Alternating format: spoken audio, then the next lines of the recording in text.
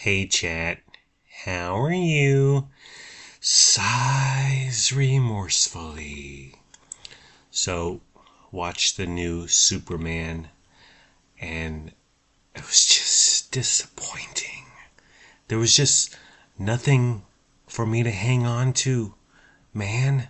There was just nothing there for me, man.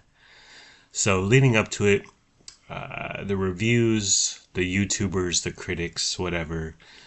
Some people hate it, some people love it, somewhere in the middle, and meh on it. So we were really into uncharted territory, a movie.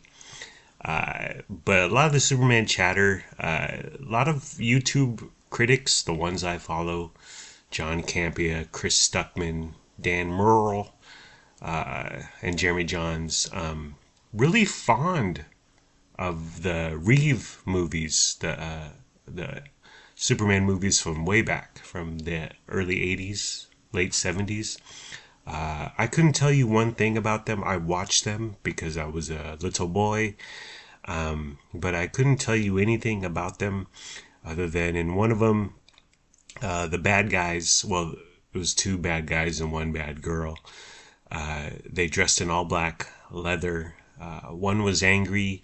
One of them, the other one was big and mean, and he was the brute. And then the third one looked like from Trinity from the Matrix. Superman 4, Quest for Peace, 1987, featured a drop-dead gorgeous Mariel Hemingway. That's when I fell in love with her. And that's when I knew that I was a red-blooded, heterosexual American man. But Mariel Hemingway, 1987, ooh la la. Henry Cavill, I loved him, okay? I loved Man of Steel. I loved Batman v Superman. I thought he was an excellent Superman. I have no idea why they recasted him, but whatever. Who cares? I bought 4 tickets for $61.96. We went to the downtown Common Cinemark. It's like 5 minutes away from us. 8:10 a.m. Saturday morning, because that's how I roll. We left the house about 7:20, and again, it takes just a couple minutes to get there. We got there before the doors were even open, because I'm an early bird, and that's what Grandma Tian taught me, how to get down like that. There was one other person in the theater, one other person, my brother in kind right there. There's a dude sitting by himself. Let's get to what's really important. Is David Corenswet hot? When he first was announced, when their first pictures came out, first trailer, promotion, press stuff, I was like, what? He is not good looking. He's not handsome. But he has grown on me. He's been rocking the bearded look post-production, post-filming. And he is quite the looker, let me tell you, ladies. And in the movie, he's handsome. He is Superman. He is Superman through and through. He looks exactly like Superman should look. Terrible name, Corenswet. Are you Sweaty McSweaterson? But he himself, good-looking guy in the movie, good-looking guy promoting the movie. Beard, I do like him as Superman. Undies. The undies on the outside. Oh, what is James Gunn thinking? Who cares? He doesn't fly with his fists forward in front of him, up in the air. Odd. And he flies with this smirk. But what kind of look are you supposed to have on your face as you're flying around the globe? I don't know. Whatever. Who cares? The movie. Cheesy, corny, goofy, too goofy, wacky, silly. I was like, I need my superheroes to be grounded, conflicted, dark, broken, solemn. Why? Because it's easy to lean into the wacky, okay? It's easy to be like, hee hee ha. But what are we doing here? Why are you wasting my time? Give it some heft. Give it some gravitas. Give me something to sink my teeth into, for something to hold on to, instead of just hee hee ha ha, jokes, visual gag.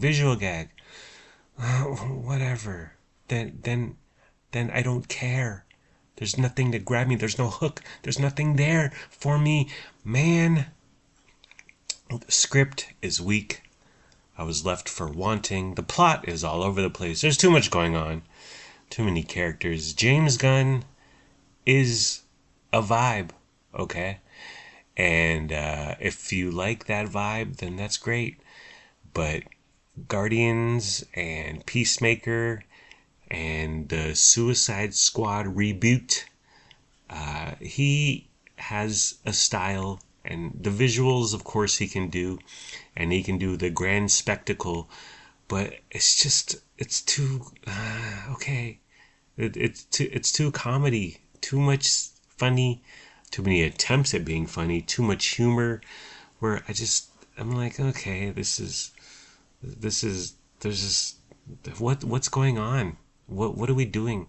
Why are we wasting each other's time, Mr. Gunn? If you like his style, that's great, but right from the jump, it's James Gunn. It's goofy, it's wacky. But like Zack Snyder, he did epic. He did grand. He did just a visual masterpiece. But James Gunn comes off as small scale, low rent, UPN/CW looking Superman, and I need something more. I'm at a movie. I'm paying $61.96. I need to be blown away, visually speaking. And yes, there are some stunts and some CGI. There's too much CGI. And there's some special effects, and there's some cool stuff going on. But for the most part, it just looks chintzy. It looks cheap. And in the end, I just didn't care for it. I didn't care what was happening. I didn't care what was happening to whom. It was just, let's pass some time watching this cartoon. Crypto, too much. Too much crypto, too much doggy, too much CGI, too much.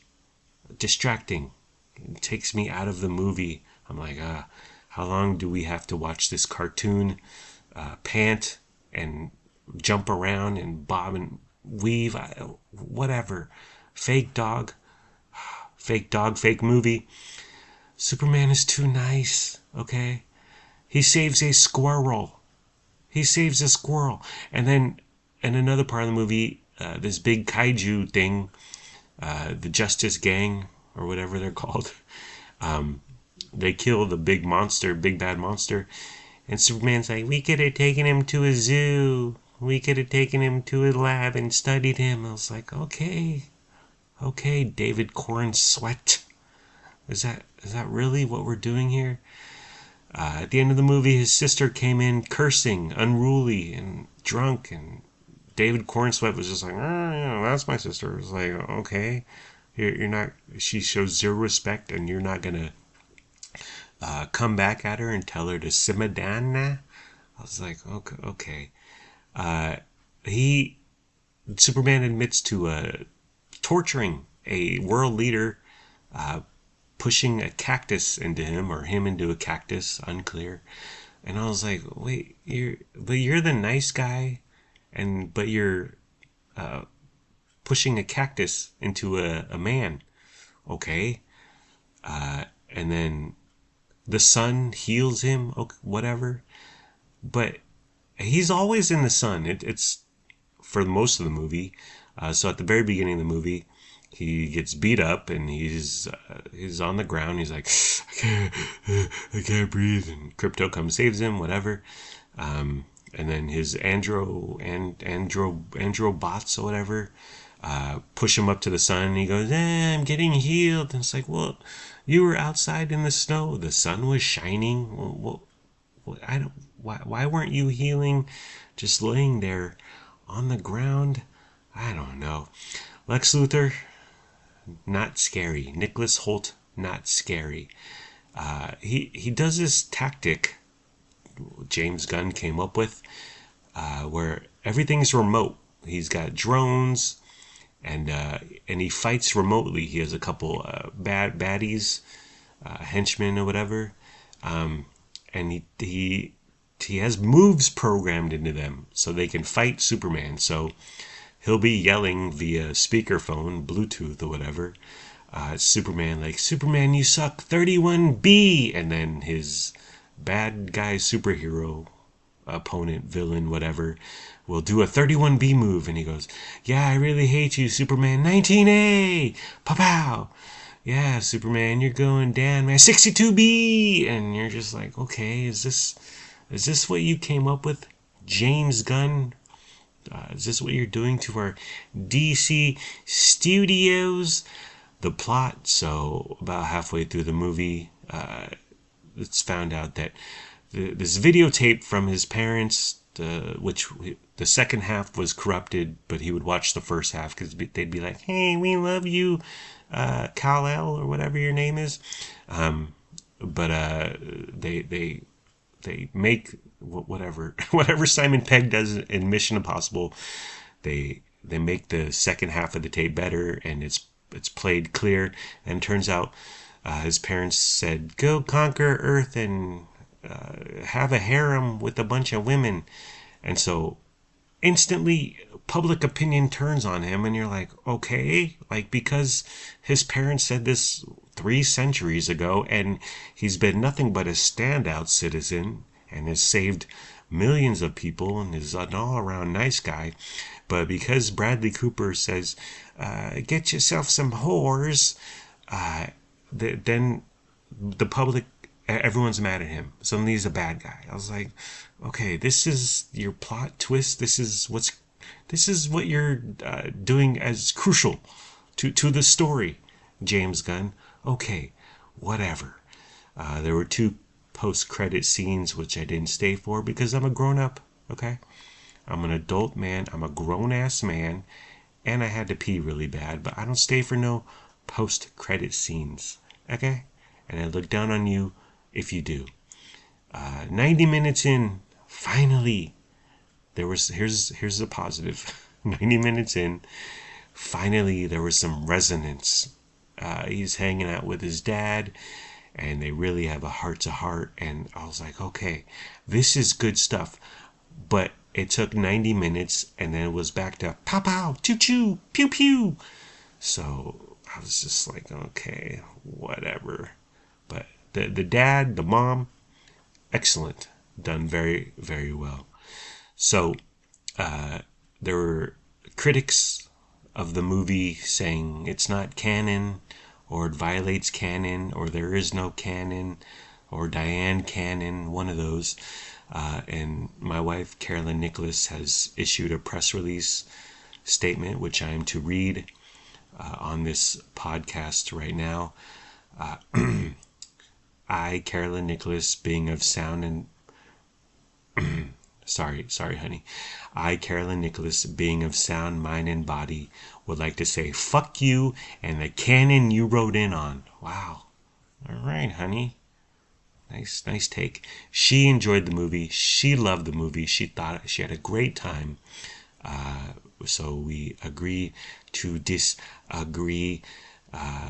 But you can't argue with the Boffo box office, and I hate my opinion being invalidated by the Boffo box office. So there's only one thing left to do. I need to congregate with my fellow Zack Snyder fanboys and go to RottenTomatoes.com and hate review/review bomb this terrible movie. I give it a 5 out of 10. Okay, you convinced me. A 5.1 out of 10. Who cares? Whatever. James Gunn is gonna James Gunn. Other crap I'm watching. Stick. This is Owen Wilson. As a former golfer who's hit rough times, former professional golfer who's hit rough times, and he finds a young student that he can nurture and teach and train to come up in the big leagues of the golf pro tournaments. I watched one episode. It was fine. And then I stopped, and I will not be returning to Stick, starring Owen Wilson. Friends and Neighbors with Mike. John Hamm, Hamm, also on Apple TV Plus. Friends and Neighbors, I'm digging it. I'm 3 episodes in. It's excellent. Excellent writing, excellent acting, excellent story. Really, really good. John Hamm is playing John Hamm, but he's very good at being John Hamm, and I find it very well done. It's funny, and I'm enjoying it. 3 episodes in. There's, I think, 10 in a season, but I'll definitely stick with it and report back to you on if it maintains the high quality or it begins to suck like most things. Alrighty, well, I'm done. Take care. Brush your hair. Peace out. I'm outie. 5,000 G Money. Late.